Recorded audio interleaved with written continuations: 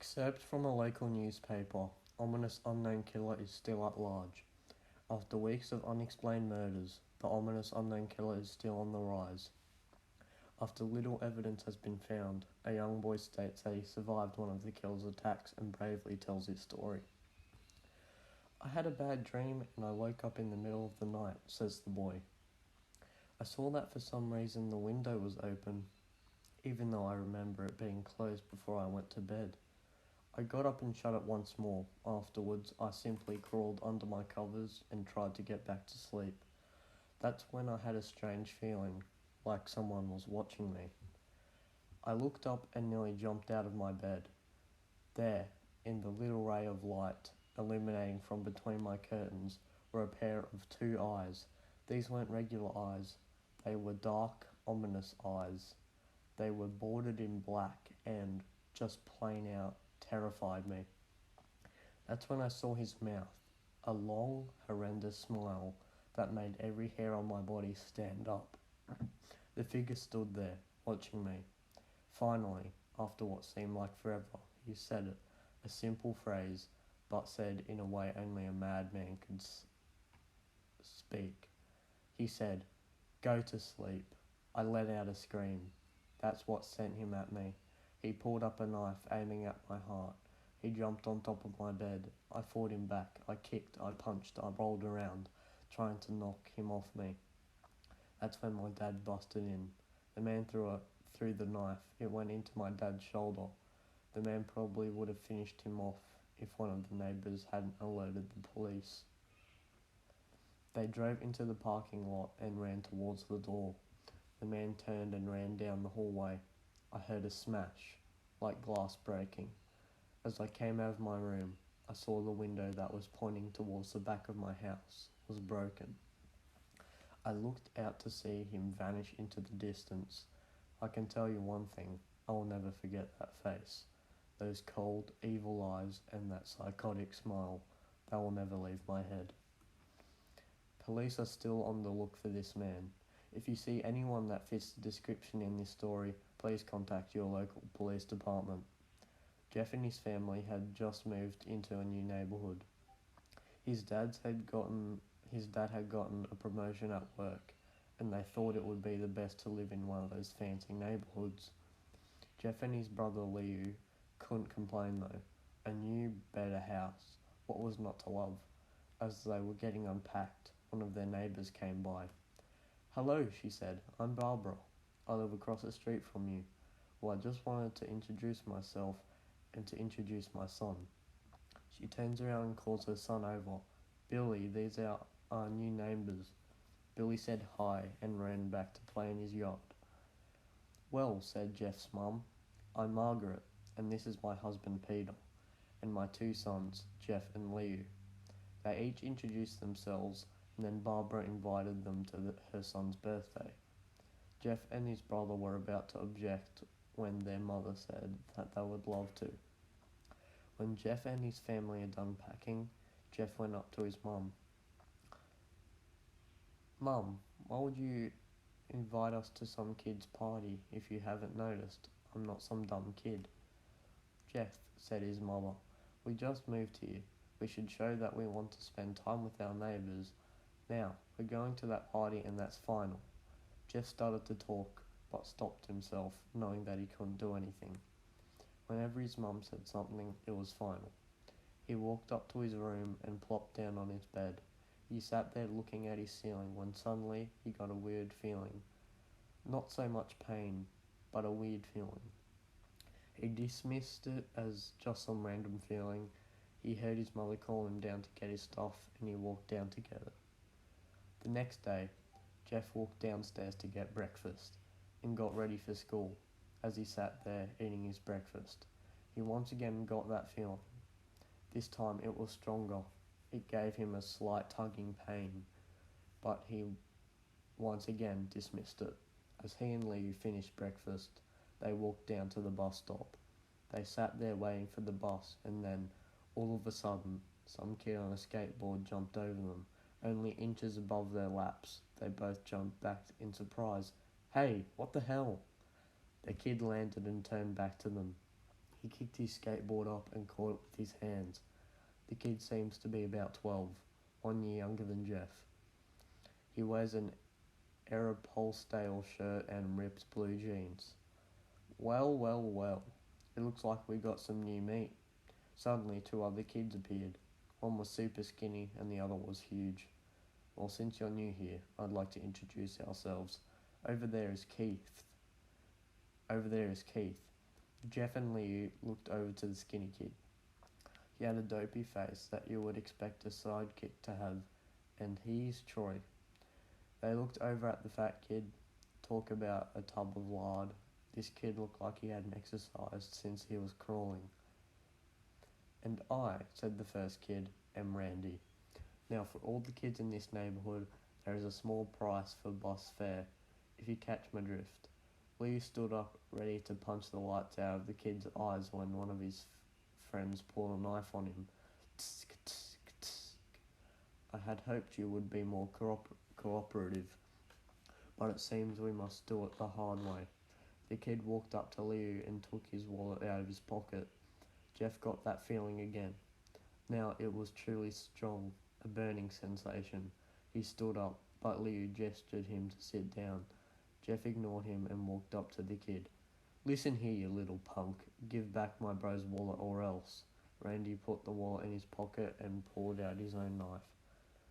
Oh, and what will you do? Just as he finished the sentence, Jeff popped the kid in the nose as Randy reached for his face. Jeff grabbed the kid's wrist and broke it.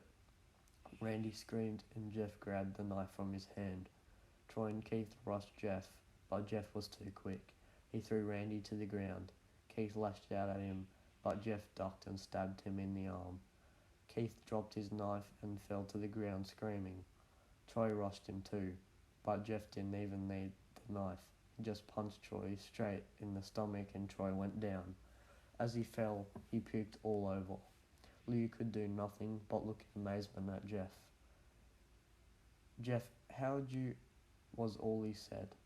They saw the bus coming and knew they could be blamed for the whole thing, so they started running as fast as they could. As they ran, they looked back and saw the bus driver rushing over to Randy and the others. As Jeff and Liu made it to school, they didn't dare tell what happened. All they did was sit and listen. Liu just thought of that as his brother beating up a few kids, but Jeff knew it was more. It was something scary. As he got that feeling, he felt how powerful it was, the urge to just hurt someone. He didn't like how it sounded, but he couldn't help feeling happy. He felt that strange feeling go away and stay away for the entire day of school. Even as he walked home, due to the whole thing near the bus stop, and how now he probably wouldn't be taking the bus anymore, he felt happy. When he got home, his parents asked him how his day was, and he said, in a somewhat ominous voice, "It was a wonderful day." Next morning, he heard a knock at his front door. He walked down to find 2 police officers at the door, his mother looking back at him with an angry look.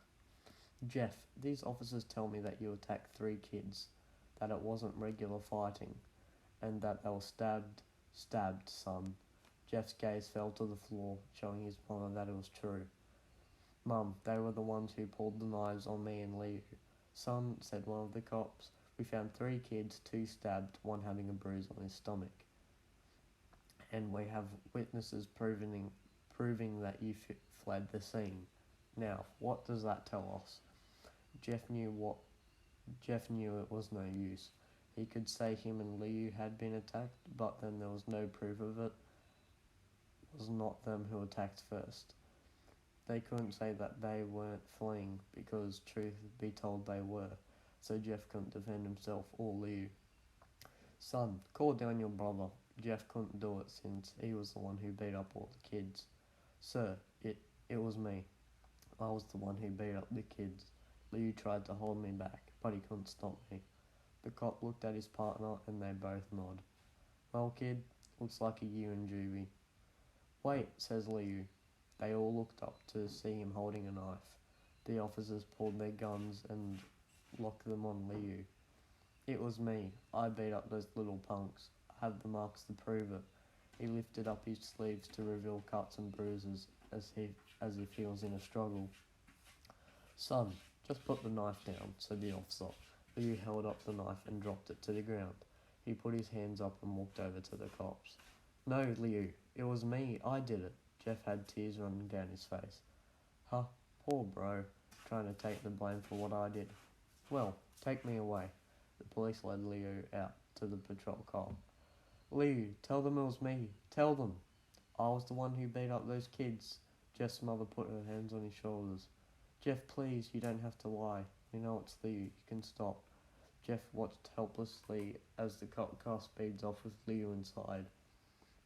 A few minutes later, Jeff's dad pulled into the driveway, seeing Jeff's face and knowing something was wrong. Son, what is it? Jeff couldn't answer. His vocal cords were strained from crying. Instead, Jeff's mother walked his father inside to break the bad news to him as Jeff wept in the driveway. After an hour or so, Jeff walked back into the house, seeing that his parents were both shocked, sad, and disappointed. He couldn't look at them. He couldn't see how they thought of Lee when it was his fault. He just went to sleep, trying to get the whole thing off his mind. 2 days went by, with no word from Leo at JDC, no friends to hang out with, nothing but sadness and guilt.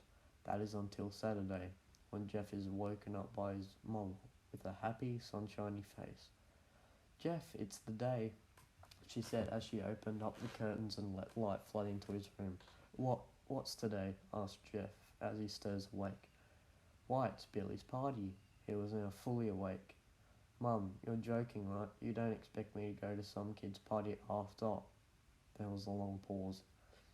Jeff, we both know what happened. I think this party could be the thing that brightens up the past days. Now get dressed. Jeff's mother walks out of the room and downstairs to get ready for herself. He fought himself to get up. He picked out a random shirt and pair of jeans and walked downstairs. He saw his mother and father all dressed up, his mother in a dress and his father in a suit. He thought, why would they ever wear such fancy clothes to a kid's party? Son, is that all you're going to wear? Said Jeff's mum. Better than wearing too much, he said. His mother pushed down the feeling to yell at him and hid it with a smile. Now, Jeff, we may be overdressed, but this is how you go if you want to make an impression, said his father. Jeff grunted and went back up to his room. I don't have any fancy clothes, he yelled downstairs. Just pick out something, called his mother. He looked around in his closet for what he would call fancy. He found a pair of black dress pants he had for special occasions and an undershirt. He couldn't find a shirt to go with it, though. He looked around and found only striped and patterned shirts, none of which go with the dress pants. Finally, he found a white hoodie and put it on. You're wearing that? They both said. His mother looked at her watch. Oh no, time to change. Let's just go. Oh no, time to change. Let's just go. Sorry, I read that wrong. Anyway, she said as she herded Jeff and his father out the door. They crossed the street over to Barbara and Billy's house. They knocked on the door and it appeared that Barbara, just like his parents, way overdressed. As they walked inside, all Jeff could see were adults, no kids. The kids are out in the yard, Jeff. How about you go and meet some of them, said Barbara. Jeff walked outside to a yard full of kids. They were running around in weird cowboy costumes and shooting each other with plastic guns. He might as well be standing in a Toys R Us. Suddenly a kid came up to him and handed him a toy gun and hat. Hey, wanna play? He said. No kid. I'm way too old for this stuff. The kid looked at him with that weird puppy dog face. Please, said the kid. Fine, said Jeff. He put on the hat and started to pretend shoot at the kids. At first he thought it was totally ridiculous, but then he started to actually have fun. It might have not have been super cool, but it was the first time he had done something that took his mind off of Lee.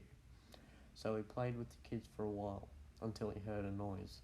A weird rolling noise. Then it hit him.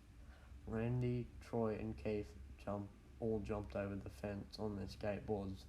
Jeff dropped the fake gun and ripped off the hat. Randy looked at Jeff with a burning hatred. "Hello, Jeff, is it?" he said.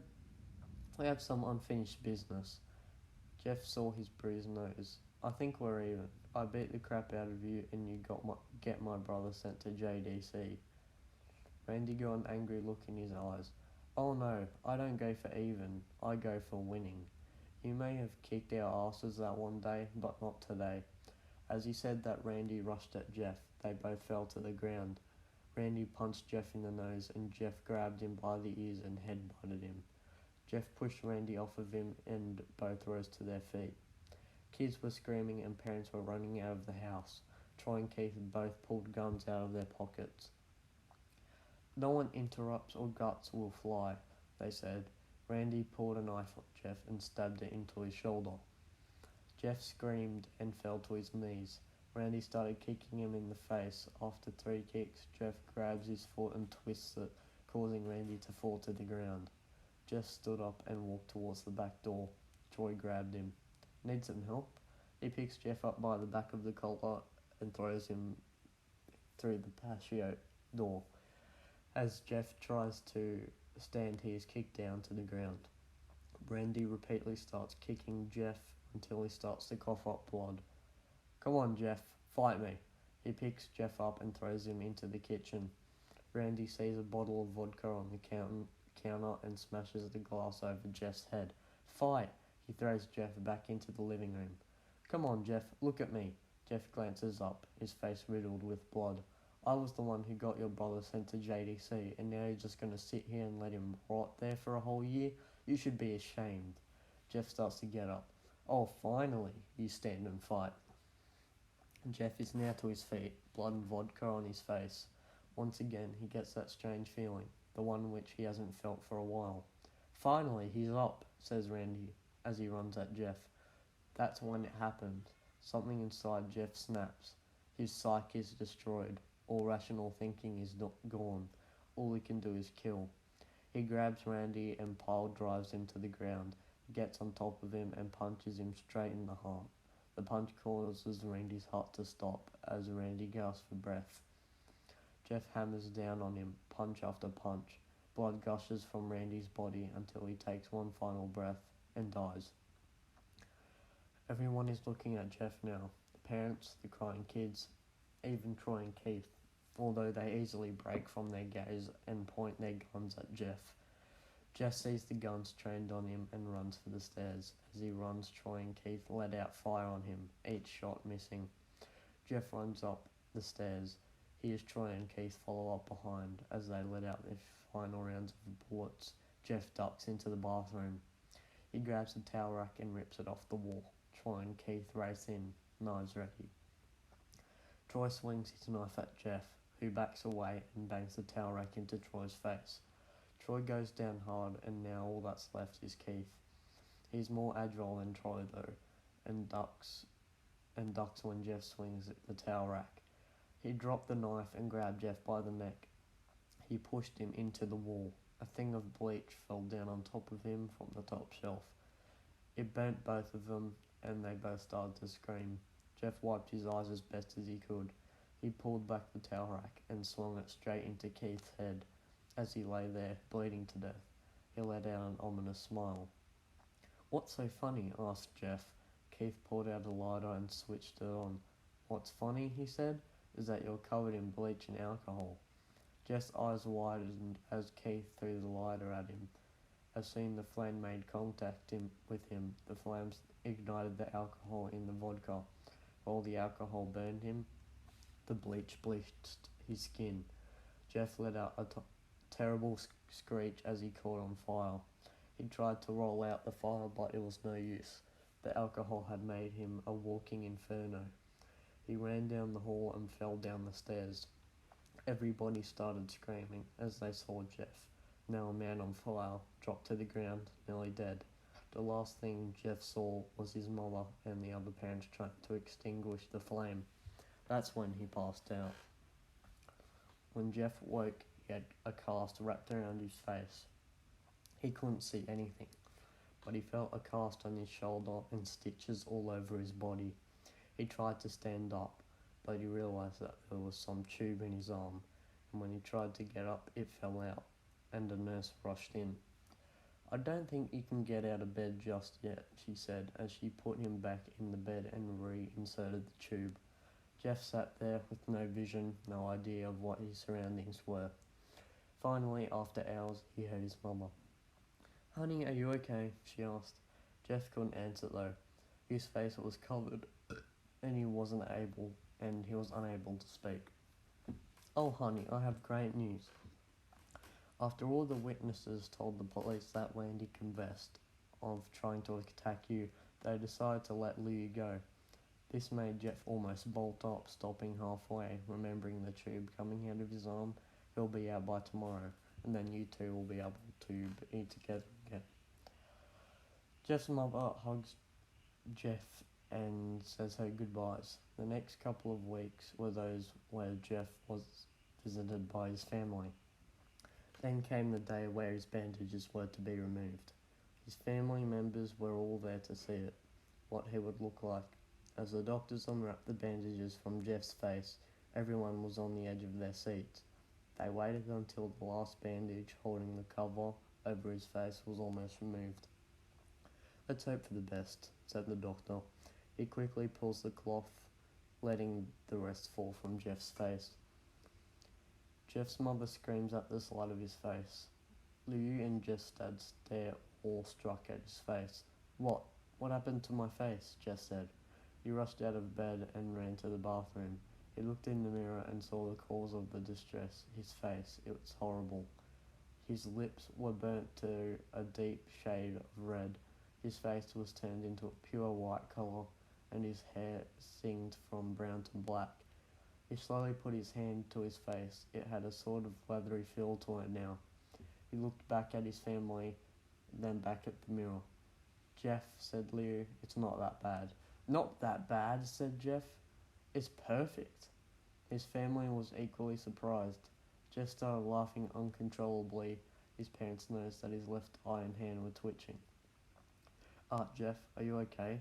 "Okay? I've never felt more happy." "Ha ha ha ha ha ha! Look at me. This face goes perfectly with me." He couldn't stop laughing. He stroked his face, feeling it, looking at it in the mirror. "What caused this?" Well, you may recall that when Jeff was fighting Randy, something in his mind. His sanity snapped. Now he was left as a crazy killing machine his parents didn't know. "Doctor," said Jeff's mum, "is my son alright, in the head?" "Oh yes, this behaviour is typical for patients that have taken very large amounts of painkillers. If his behaviour doesn't change in a few weeks, bring him back here and we'll give him a psychological test." "Oh, thank you, doctor." Jeff's mother went over to Jeff. "Sweetie, it's time to go." Jeff looks away from the mirror. His face still formed into a crazy smile. "K, mummy, ha ha ha!" His mother took him by the shoulder and took him to get his clothes. "This is what came in," said the lady at the desk. Jeff's mum looked down to see the black dress, pants and white hoodie her son wore. Now they were clean of blood and now stitched together. Jeff's mother led him to his room and made him put his clothes on. Then they left, not knowing that this was their final day of life. Later that night, Jeff's mother woke to a sound coming from a bathroom. It sounded as if someone was crying. She slowly walked over to see what it was. When she looked into the bathroom, she saw a horrendous sight. Jeff had taken a knife and carved a smile into his cheeks. "Jeff, what are you doing?" asked his mother. Jeff looked over to his mother. "I couldn't keep smiling, Mummy. It hurts right after a while. Now I can smile forever." Jeff's mother noticed his eyes, ringed in black. "Jeff, your eyes!" His eyes were seemingly never closing.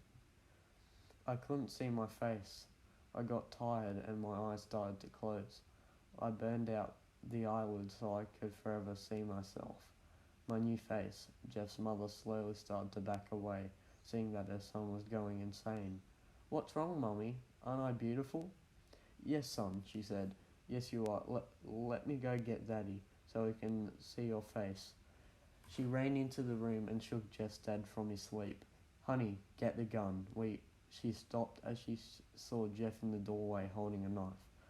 "Mummy, you lied." That's the last thing they hear as Jeff rushes them with the knife, gutting both of them. His brother Lee woke up, startled by some noise. He didn't hear anything else, so he just shut his eyes and tried to go back to sleep. As he was on the border of slumber, he got the strangest feeling that someone was watching him. He looked up before Jeff's hand covered his mouth.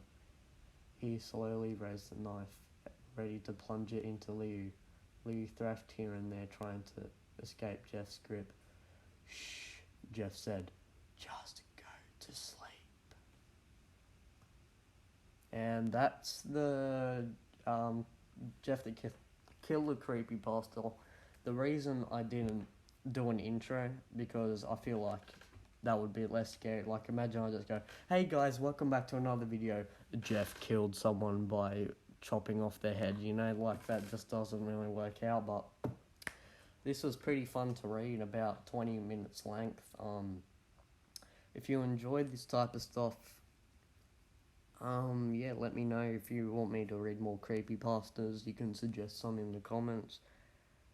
But yeah, I did remove the other reading videos from my playlist, because they might seem too childish to some of my viewers, so I thought I'd step it up a notch by going straight to creepypastas. You can even suggest other books like this, not creepypasta. But yeah, I just wanted to do a switch up, and I hope you enjoyed it. But yeah, take care, and I'll see you in the next one.